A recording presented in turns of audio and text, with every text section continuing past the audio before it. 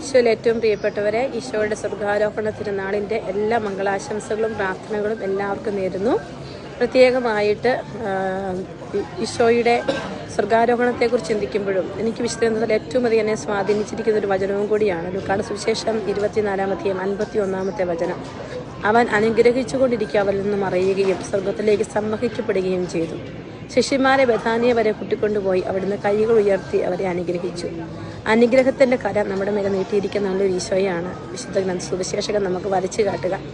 പ്രാർത്ഥനയ്ക്കായിട്ടിരിക്കുമ്പോഴും ഒക്കെ ജീവിതത്തിലെ സങ്കടങ്ങളിലും വിഷമങ്ങളിലും ഒറ്റപ്പെടലുകളിലുമൊക്കെ ജീവിതത്തിൽ കടന്നു വരുന്ന എല്ലാ പ്രതിസന്ധികളിലും മനസ്സിലേക്ക് കടന്നു വരുന്നൊരു വചനം തന്നെയാണ് അനുഗ്രഹിച്ചുകൊണ്ടിരിക്കുക സ്വർഗത്തിലേക്ക് എടുക്കപ്പെട്ട ഈശോ.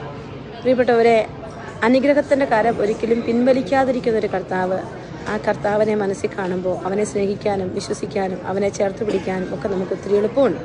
നമ്മുടെ സമൂഹത്തോടും എല്ലാം പഠിപ്പിക്കേണ്ട ഒരു കാര്യമാണ്. നമ്മുടെ കർത്താവ് അനുഗ്രഹിക്കുന്ന ദൈവമാണ്.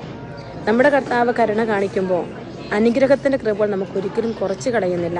വിശുദ്ധഗ്രന്ഥം മുഴുവൻ നമ്മൾ കാണുന്നുണ്ട്. ഈവൻ നമ്മുടെ വ്യക്തി ജീവിതത്തിൽ നമ്മൾ നോക്കുമ്പോൾ എത്രയോ ബ്ലെസ്സിങ്സ് ആണ് ദൈവം നമുക്ക് നൽകിയിരിക്കുക.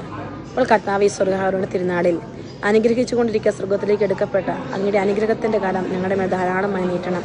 വളരെ പ്രത്യേകമായി പരിശുദ്ധാത്മാവിൻ്റെ അഭിഷേകത്തിനായിട്ടുള്ള നൊവേന നമ്മൾ ഇന്ന് ആരംഭിക്കുമ്പോൾ എല്ലാവരുടെയും മേൽ ആത്മാവിൻ്റെ കൃപ നിറയാൻ നമുക്ക് പ്രാർത്ഥിക്കാം.